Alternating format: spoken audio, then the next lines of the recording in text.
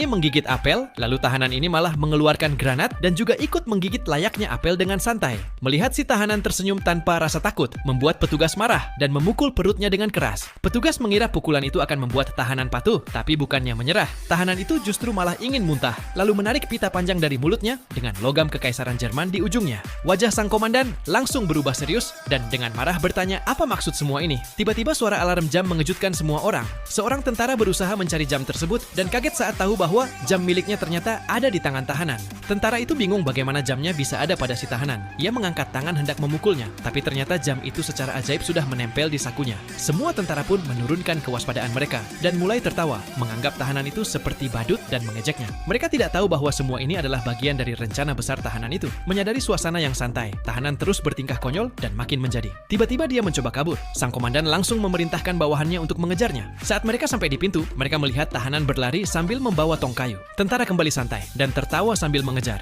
Namun begitu tong jatuh ke tanah, sesuatu yang aneh terjadi. Tahanan itu menghilang. Tentara panik dan mencari kemana-mana, tapi tidak bisa menemukannya. Lalu terdengar suara kucing mengeong. Mereka menoleh dan melihat itu hanya trik lain dari si tahanan. Semua tertawa lagi dan membicarakan tingkah bodohnya. Tapi sang komandan mulai merasa ada yang tidak beres. Ia sadar kalau aksi yang dilakukan tahanan ini tidak wajar. Sang komandan segera menyandera seorang gadis untuk memaksa tahanan menyerah. Melihat keadaan gadis itu, tahanan berpura-pura menyerah. Namun di saat berikutnya, sang komandan terkejut karena tahanan melakukan hal tak terduga. Semua tentara serempak maju untuk mengecek tahanan itu, tapi mereka sadar bahwa gadis yang disandera itu telah menghilang. Sang komandan berteriak menyuruh para bawahannya untuk siaga, tapi saat itu semua sudah terlambat. Tiba-tiba hujan peluru datang, entah dari mana, dan membasmi semua tentara Jerman. Hanya satu tentara yang selamat, terpaku menatap mayat di sekitarnya. Ia menarik napas lega, tapi kemudian hal yang lebih mengerikan terjadi. Tahanan yang dikira telah mati itu perlahan berdiri lagi. Ia perlahan mengangkat tangannya dan di detik berikutnya,